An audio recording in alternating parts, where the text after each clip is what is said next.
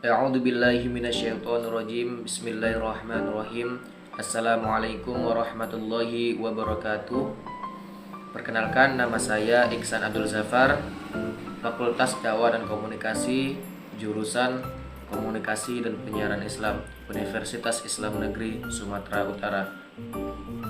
Saya akan membacakan atau mempresentasikan PowerPoint Al-Hadis yang berjudul golongan ingkar as-sunnah. A. Pengertian ingkar as-sunnah. Ingkar as-sunnah adalah golongan kaum muslimin yang meragukan kehujahan dan as-sunnah sebagai sumber syariat Islam adalah Al-Quran. Ragib Al-Asfani, ahli fikih dan ahli tafsir, mengatakan ingkar sebagai penyangkalan dengan ucapan sebagai perwujudan dari penangkalan hati.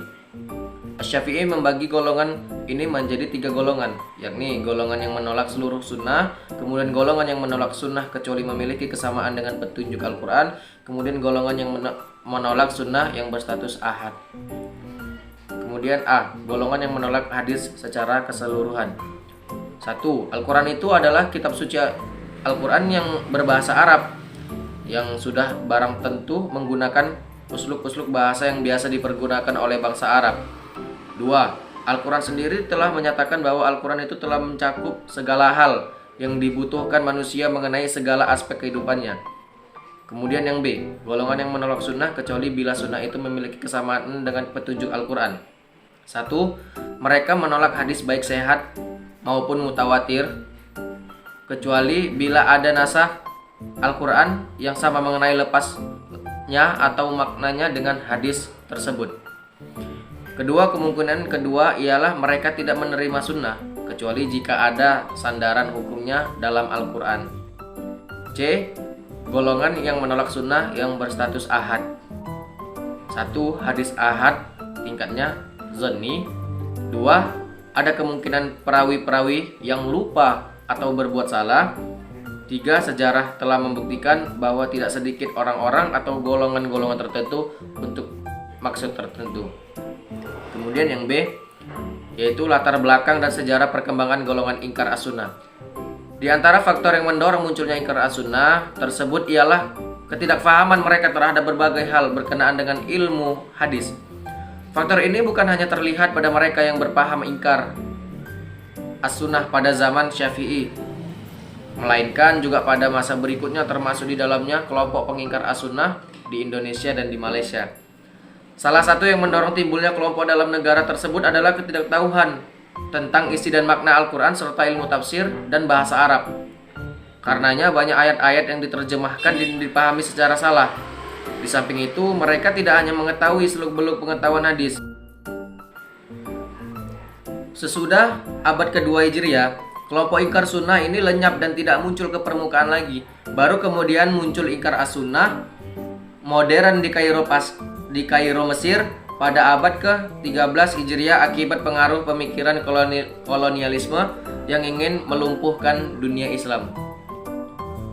Menurut M.M. Azani, aliran ingkar as-sunnah modern ini telah lahir di Kairo, Mesir pada masa Syekh Muhammad Abduh.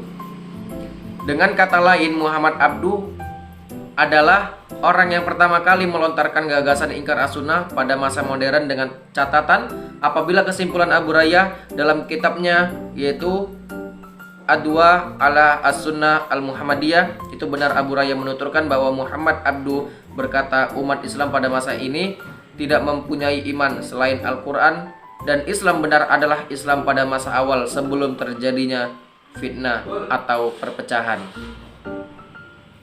Kemudian sementara itu Profesor Dr. Mustafa Al-Sibai secara tidak langsung menuduh Syekh Muhammad Abduh sebagai pengingkar sunnah. Al-Sibai mengaku keunggulan Muhammad Abduh, bahkan menilai sebagai filsuf Islam. Namun di sisi lain menilai Abduh sebagai orang yang sedikit perbendaharaan hadisnya. Kemudian Kasim Ahmad melalui karya tulisnya yaitu Hadis Suatu Penilaian Semula. Tulisan Kasim Ahmad tersebut telah mengundang reaksi. Yang dikemukakan dalam bentuk tulisan adalah Mahayuddin Haji Yahya, yaitu penyunting. Kemudian yang C, ajaran-ajaran ingkar as-sunnah. Beberapa pendapat yang dikemukakan oleh aliran ingkar as-sunnah antara lain: A. Takut kepada Allah sebagai satu-satunya sumber dan dasar tasyrik dalam agama Islam, tidak boleh ada yang lain. B. Tugas Rasulullah SAW dalam menyampaikan Al-Quran, wahyu yang diterima dari Allah Subhanahu wa Ta'ala kepada umatnya, bukan menerangkan ayat-ayat Al-Quran yang menimbulkan hukum baru. C. Sunnah yang ditulis oleh Imam Bukhari, Imam Muslim, dan imam-imam lainnya tidak bisa diterima menjadi dasar atau sumber tasyrik Islam. D. Mereka kebanyakan bahwa istilah mukjizat tidak pernah disebut dalam Al-Quran, sedangkan dalam Al-Quran memakai istilah ayah, yang berarti pertanda atas kenabian. Kemudian yang E, setiap diri mengalami kematian 2 kali dan hidup 2 kali. Mati pertama adalah sebelum lahir, dan mati kedua di waktu hidup, kini berakhir dengan bermacam-macam sebab musabab. Itulah di antara pendapat kelompok ingkar as-sunnah, dan masih banyak lagi pendapat yang lainnya. Sekian dari presentasi saya. Mohon maaf bila ada kata-kata salah. Wabillahi taufiq wal hidayah. Assalamualaikum warahmatullahi wabarakatuh.